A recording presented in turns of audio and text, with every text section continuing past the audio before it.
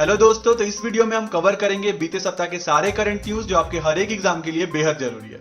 मैंने पूरे न्यूज को सेक्शंस में बांटा है, तो चलिए स्टार्ट करते हैं नेशनल अफेयर से। कॉमन सर्विस सेंटर यानी को UIDAI यानी unique identification authority of India ने हरी झंडी दिखा दी है। अब वो अपने ब्रांच में ही आधार सर्विसेज को चालू कर सकते हैं।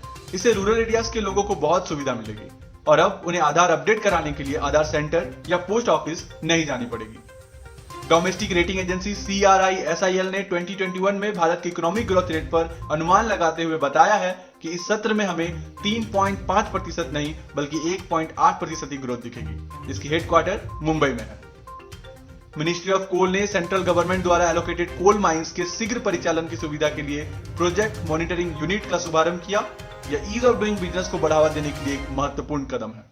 अपनी महक के लिए मशहूर कश्मीरी केसर को यह खास दर्जा दिया गया है। मैं आपको बता दूं कि GI टैग किसी निश्चित क्षेत्र विशेष के प्रोडक्ट, कृषि, प्रकृति और निर्मित उत्पाद को दिए जाने वाला एक स्पेशल टैग है। यह स्पेशल क्वालिटी और पहचान वाले उत्पाद जो किसी विशिष्ट भौगोलिक क्षेत्र में उत्पन्न होने वाले को दिया जाता है।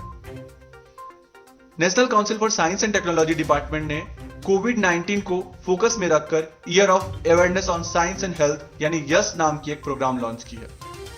CSIR ने किसान सभा ऐप के नाम से एक नया ऐप लॉन्च किया है।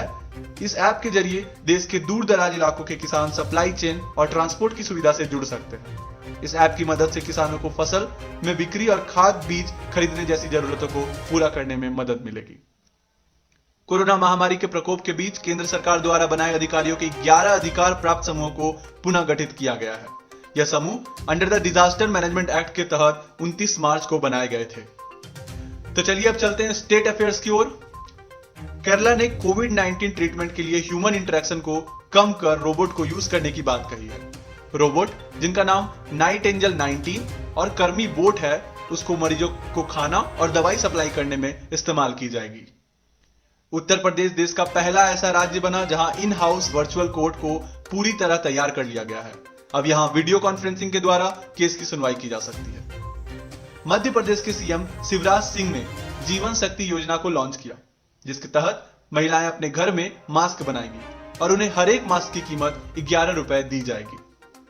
Medical and health department of Andhra Pradesh ने कोविड फार्मा नाम की एक मोबाइल ऐप लॉन्च की है, जिसके द्वारा मेडिकल स्टोर से लिए गए कफ, कोल्ड और फीवर की दवा वाले पेशेंट को ट्रैक किया जा सकता है। आंध्र प्रदेश के CM YS जगनमोहन रेड्डी ने जगन्ना विद्या देवेना फ्लैगशिप स्कीम को लॉन्च किया। इसके तहत इकोनॉमिकली बैकवर्ड स्टूडेंट्स कंप्लीट फी रीइंबर्समेंट तक का भी लाभ उठा सकते हैं। मध्य प्रदेश के चीफ मिनिस्टर शिवराज सिंह चौहान जी ने एक बहुत ही यूनिक स्कीम लॉन्च की, जीवन अमृत योजना, जिसका उद्देश्य राज्यवासियों की इम्यूनिटी सिस्टम को बूस्ट करना है। Wadia institute of Himalayan geology ने लद्दाख हिमालयन रिवर पर पढ़ाई कर 35,000 साल पुराने इतिहास को उजागर किया है। इसका मदद से हम लोग रिवर बॉन्ड इरोजन और सेडिमेंटेशन के प्रोसेस को और भी अच्छी तरीके से समझ सकेंगे। भारत में कोरोना वायरस से सबसे ज्यादा प्रभावित राज्य महाराष्ट्र है। यहां अब तक 11,000 से ज्यादा मामले आए हैं और 485 लोगों की मौत हुई है। कोरोना संकट के बीच महाराष्ट्र के स्वास्थ्य मंत्री राजेश टोपे ने घोषणा की है कि सभी नागरिकों को राज्य सरकार की स्वास्थ्य योजना का लाभ दिया जाएगा और महाराष्ट्र पहला राज्य होगा जो अपने लोगों को निःशुल्क और कैशलेस बीमा सुरक्षा प्रदान करेगा। आंध्र प्रदेश गवर्नमेंट ने खरीफ सीजन में 9 घंटे तक डेली फ्री पावर सप्लाई की घोषणा की है। अभी कोविड-19 सिचुएशन के कारण इसे केवल 81% किसानों को ही ये सुविधा दी जाएगी, पर रबी सीजन आते आते इसे 100% कर दिया जाएगा। अब देखते हैं इंटरनेशनल अफेयर्स। सऊदी अरबिया ने खत्म कर दिया है death penalty for minor criminals और यह भी बताया है कि किसी भी माइनर को 10 साल से ज्यादा की कैद की सजा नहीं सुनाई जाएगी। सिप्री यानी Stockholm International Peace Research Institute, जिसकी हेडक्वार्टर स्वीडन में है, उन्होंने ग्लोबल मिलिट्री एक्सपेंडिचर की डेटा रिलीज की है, जिसमें हम लोग 2019 में 3.6% की बढ़ोतरी देख सकते हैं, जो कि लगभग $1917 बिलियन के बराबर है। इस खर्च में US पहला, चाइना दूसरा और भारत तीसरे नंबर पे आता है। USCIRF means US commission on international religious freedom, इन्होंने 2020 एनुअल रिपोर्ट जारी की है और भारत इसमें लोवेस्ट रैंकिंग पर है। UNCIRF एक independent bipartisan federal government entity है जो मॉनिटर करके रिपोर्ट देती है on threats to religious freedom abroad. इसकी हेडक्वार्टर वाशिंगटन DC है। तो चलिए अब देखते हैं sports news. Denmark's doubles exponent Mathias Boe ने 39 साल की उम्र में इंटरनेशनल बैडमिंटन से अपनी रिटायरमेंट की घोषणा कर दी है।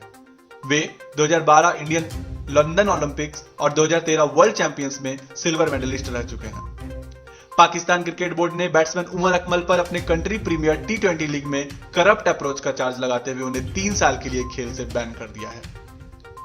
मिडिल डिस्टेंस रनर झूमा खातून को 4 साल के लिए बैन कर दिया गया। उनके ऊपर एथलेटिक्स इंटीग्रिटी यूनिट ने एंटी डोपिंग के रूल्स को वायलेट करने का चार्ज लगाया है। जुमा ने गुवाहाटी चैंपियनशिप में 1500 और 5000 मीटर में ब्रॉन्ज मेडल जीता था। इंडिया में मेंस वर्ल्ड बॉक्सिंग चैंपियनशिप 2011 की होस्टिंग राइट्स यानी मेजबानी खो दी है, क्योंकि बॉक्सिंग फेडरेशन ऑफ इंडिया ने होस्टिंग फी देने में असमर्थ रहे।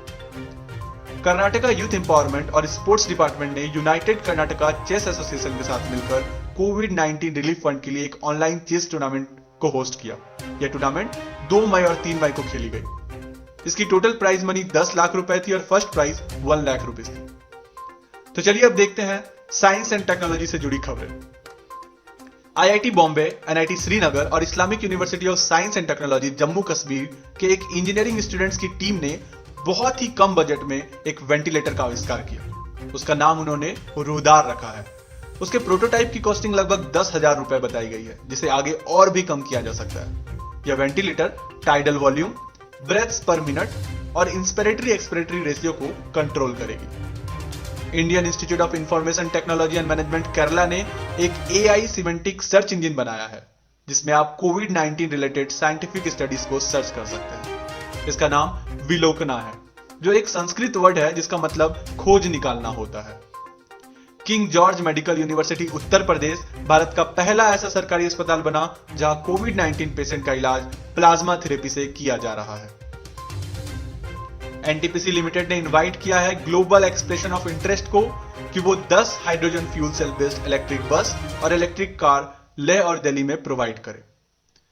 19 एस्टेरॉइड्स जो कि बहुत ही दूर किसी स्टार सिस्टम के थे, उन्हें जुपिटर और नेपच्यून के बीच में चक्कर लगाते पाया गया है। यह माना जा रहा है कि इसने सोलर सिस्टम को आज से लगभग 4.5 बिलियन साल पहले ज्वाइन किया था। कोविड-19 के स्पीडिंग को ट्रैक और प्रिडिक्ट करने के लिए आईआईटी दिल्ली के छात्रों ने एक वेब बेस्ड डैशबोर्ड लॉन्च किया। इसका नाम प्रकृति है, जिसका मतलब prediction and assessment of corona infections and transmission in India है। यह platform health care bodies, local और सेंट्रल बॉडीज के लिए बहुत मददगार साबित होगी। कॉपरनिकस एटमॉस्फेरिक मॉनिटरिंग सर्विस ने यह घोषणा की है कि नॉर्थ पोल के ऊपर जो अब तक की लार्जेस्ट ओजोन होल थी, वो खुद से ही भर गई है। आपको बता दूं कि ओजोन लेयर हमारे एटमॉस्फेयर की वो लेयर होती है जो हमें सूरज के अल्ट्रावायलेट रे से सुरक्षा प्रदान करती है। Gravitational wave observatories at LIGO ने यह बताया कि 2 अनइक्वल मास के ब्लैक होल्स आपस में मिल गए हैं और ये एक बार फिर से Einstein theory of general relativity को साबित करता है। दुर्गापुर बेस्ड CSIR लैब ने HCARD which stands for hospital care assistive robotic device नाम की एक रोबोट बनाई जो कोविड-19 पेशेंट से सोशल डिस्टेंसिंग रखने में मदद करेगी और एक हेल्थ केयर वॉरियर के रूप में काम करेगी। JNCASR stands for Jawaharlal Nehru Centre for advance scientific research ने डेवलप किया कि एक नेचुरल बेस्ड अल्जाइमर इनहिबिटर। आपको बता दूं, अल्जाइमर डिजीज एक most prevalent neuro degenerative disorder है। कोरोना के खात्मे के लिए defence institute of advance technology Pune और DRDO ने मिलकर एक माइक्रोवेव स्टेलाइजर का निर्माण किया है, जिसकी मदद से कोरोना का खात्मा हो सकेगा। इस उपकरण का नाम अतुल्य रखा गया है। तो चलिए अब चलते हैं अपॉइंटमेंट्स की ओर। RBI ने माधवन मेनन को कैथोलिक सीरियन बैंक का पार्ट टाइम चेयरमैन बनाया, जिसकी अवधि 1 साल की है। Menon currently Thomas cook India के चेयरमैन और मैनेजिंग डायरेक्टर हैं। असम के गवर्नर जगदीश मुखी को बोडोलैंड टेरिटोरियल काउंसिल का भार सौंपा गया। बोडोलैंड टेरिटोरियल एरिया संविधान के 6ठे शेड्यूल में आती है। हुडको यानी housing and urban development corporation, Shivdas Meena को 6 महीने के लिए इसका चेयरमैन और मैनेजिंग डायरेक्टर बनाया गया है। याद रखें, हुडको का हेडक्वार्टर न्यू दिल्ली है। PESB यानी पब्लिक एंटरप्राइज सिलेक्शन बोर्ड, इसका चेयरमैन हमारे former finance secretary Rajeev Kumar को बनाया गया। इन्होंने अभी कपिल देव त्रिपाठी जी को रिप्लेस किया है। The appointments committee of cabinet, जिसके हेड पीएम मोदी जी हैं, उन्होंने 3 साल के लिए इन्हें अप्रूव किया है। मैं आपको बता दूं, राजीव कुमार 1984 बैच के आईएएस ऑफिसर हैं झारखंड कैडर से। टीएस त्रिमूर्ति, जो कि अभी सर्व कर रहे हैं as a secretary in the ministry of external affairs, उन्हें अपॉइंट किया गया है as a India's permanent representative to the United Nations. ये 1985 बैच के इंडियन फॉरेन सर्विस ऑफिसर हैं। श्री सुरेश एन पटेल जी, जो कि आंध्र प्रदेश के एमडी और सीईओ रह चुके हैं, उन्होंने एज अ विजिलेंस कमीशन शपथ ग्रहण किया। पीएनबी हाउसिंग फाइनेंस ने नीरज व्यास जी को as an interim managing director and CEO appoint किया, जो संजय गुप्ता जी को रिप्लेस करेंगे। Former Axis Bank CEO Shikha Sharma को digital payment app Google Pay India का एडवाइजर अपॉइंट किया गया। Jawaharlal Nehru Centre for advance scientific research JNCASR को थियोरेटिकल साइंस यूनिट की एक प्रोफेसर सुभाना नरसिम्हा को international honorary member to the American Academy of Arts and Science के लिए नॉमिनेट किया गया है। भारतीय महिला टेनिस प्लेयर सानिया मिर्जा ने एक बड़ी उपलब्धि हासिल कर ली है। Sania Fed Cup heart award के लिए नामांकित होने वाली पहली भारतीय बन गई है। अरविंद कुमार शर्मा को micro small and medium enterprise ministry में सेक्रेटरी का पदभार संभाल लिया है। इस नियुक्ति में पहले शर्मा प्रधानमंत्री कार्यालय में एडिशनल सेक्रेटरी थे। वो गुजरात कैडर में 1988 बैच के आईएएस के अधिकारी भी रह चुके हैं। गिरिधर अरमानी को ministry of road transport and highways में सेक्रेटरी का पदभार संभाल लिया। वे आंध्र प्रदेश कैडर के 1998 बैच के आईएएस ऑफिसर हैं। चलिए अब देखते हैं बैंकिंग एंड फाइनेंस से जुड़ी खबरें। रिजर्व बैंक ने म्यूचुअल फंड के ऊपर लिक्विडिटी प्रेशर कम करने के लिए एक स्पेशल लिक्विडिटी फैसिलिटी प्रोवाइड की, जिसकी अमाउंट 50,000 करोड़ रुपए है। उन्होंने ये भी बताया कि 90 दिन के लिए एक रेपो ऑपरेशन करेंगे, जो कि एक फिक्स रेपो रेट के साथ। मैं आपको बता दूं, रेपो रेट वो रेट होता है जिसके ऊपर किसी भी देश के सेंट्रल बैंक अपने कॉमर्शियल बैंक को मनी प्रोवाइड करते हैं। इंडियन ओवरसीज बैंक ने इंट्रोड्यूस किया है एक स्पेशल बोरोइंग प्रोग्राम, जो कि मदद करेगा सेल्फ हेल्प ग्रुप को इस कोविड-19 के चैलेंजेस को फेस करने में। अधिकतम लोन की राशि 5,000 रुपए पर मेंबर रखी गई है और कैपिंग 1 लाख रुपए है। 30 जून 2020 के बाद आप किसी भी ब्रांच से इसका फायदा उठा सकते हैं। Private sector lending axis bank तैयार है मैक्स लाइफ इंश्योरेंस के साथ और भी 29% स्टैक खरीदने के लिए, जिसकी वैल्यू 1592 करोड़ है। गवर्नमेंट ऑफ इंडिया ने गठन किया है international financial service centre authority का to regulate all the financial services in international finance service centre. इसकी हेडक्वार्टर गांधीनगर गुजरात में है। Veteran sports photo journalist Ronojoy Roy, जिनका निक नेम रॉनी था, उनकी मृत्यु कार्डिक अरेस्ट की वजह से हो गई। वे बंगाली डेली आजकल से 1990 से जुड़े थे और उन्होंने पिछले साल आईसीसी क्रिकेट वर्ल्ड कप जो इंग्लैंड में हुआ था उसे भी कवर किया था। वेटरन पॉलिटिशियन देवानंद कौनवार ने 77 साल की उम्र में इस दुनिया को अलविदा कह दिया। उन्होंने 1955 में इंडियन नेशनल कांग्रेस को ज्वाइन किया था और वे वेस्ट बंगाल, बिहार और त्रिपुरा के गवर्नर भी रह चुके थे। Former NASA administrator James M Beggs ने 54 साल की उम्र में दुनिया को अलविदा कह दिया। इनके कार्यकाल में नासा ने 20 से भी ज्यादा सक्सेसफुल स्पेस शटल मिशन को पूरा किया था। Noted playwright and lyricist of Orissa Vijay Mishra भी अब हमारे बीच नहीं रहे। He was the pioneer of modern theatre movement in Orissa. उन्होंने वानप्रस्था के लिए केंद्रीय साहित्य अकादमी अवार्ड भी जीता था और उन्हें 30वें उड़ीसा स्टेट फिल्म अवार्ड 2019 में लाइफ टाइम कंट्रीब्यूशन के लिए जयदेव अवार्ड से भी सम्मानित किया गया था। Farmer Liverpool striker end broadcaster Michael Robinson का 61 साल की उम्र में निधन हो गया। उन्होंने 1983-84 के सेशन में लीग कप और यूरोपियन कप भी जीता था। बॉलीवुड एक्टर इरफान खान केवल 54 साल की उम्र में इस दुनिया को अलविदा कह गए। वे कोलोन इन्फेक्शन से पीड़ित थे और उन्हें कोकिलाबेन हॉस्पिटल मुंबई में एडमिट किया गया था। He was awarded with various awards along with Padmashri, जो भारत के 4th लार्जेस्ट सिविलियन अवार्ड है। Grammy nominated gospel singer Troy Sneed corona virus के शिकार हो गए और उनकी मृत्यु केवल 52 साल की उम्र में हो गई। उनकी song work it out and my heart says yes आज भी सुपरहिट सॉन्ग्स में गिनी जाती है। वेटरन बॉलीवुड एक्टर ऋषि कपूर जी ने 67 साल की उम्र में दुनिया को अलविदा कह दिया। उन्हें अपने debut role as a child artist in Raj Kapoor's 1970 film Mera Naam joker के लिए नेशनल फिल्म अवार्ड भी दिया गया था। उन्होंने कई बेहतरीन फिल्में की हैं और कई सारे अवार्ड जीते हैं। उन्हें 2008 में film fair life time achievement award से भी सम्मानित किया गया था। लेजेंडरी फुटबॉलर चुन्नी गोस्वामी 82 साल की उम्र में हमें अलविदा कह के चले गए। वे इंडियन फुटबॉल टीम के कैप्टन रह चुके हैं और उन्होंने 1962 में गोल्ड मेडल भी जीता था।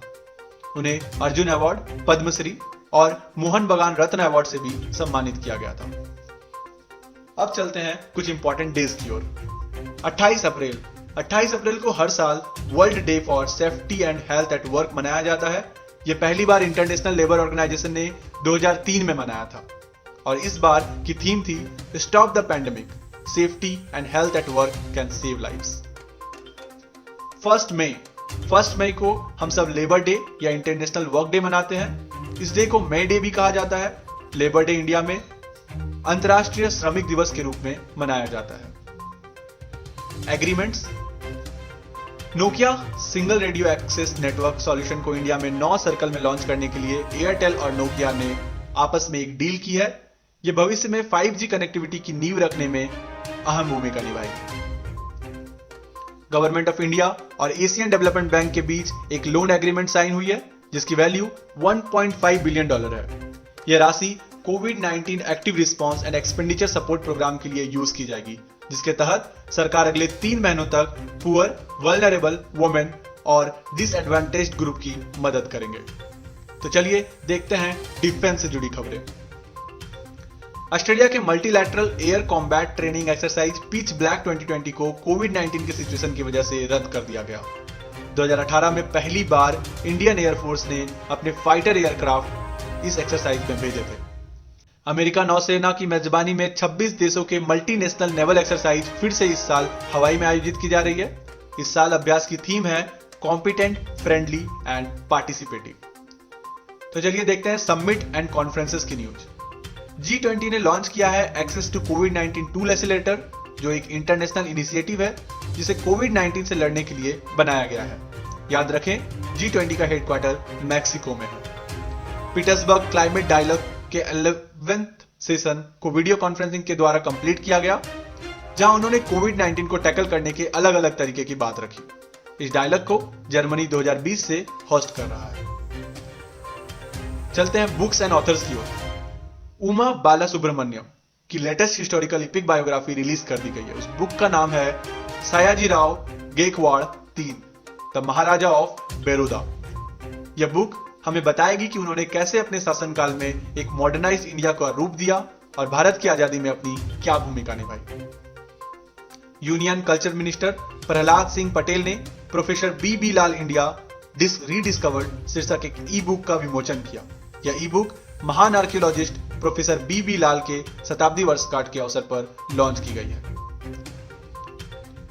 Thank you so much guys. तो this was the news for the last 2 week. I hope आपको अच्छा लगा होगा। Then do subscribe and support the channel. Let's practise. Thank you. Stay blessed, stay safe and keep learning.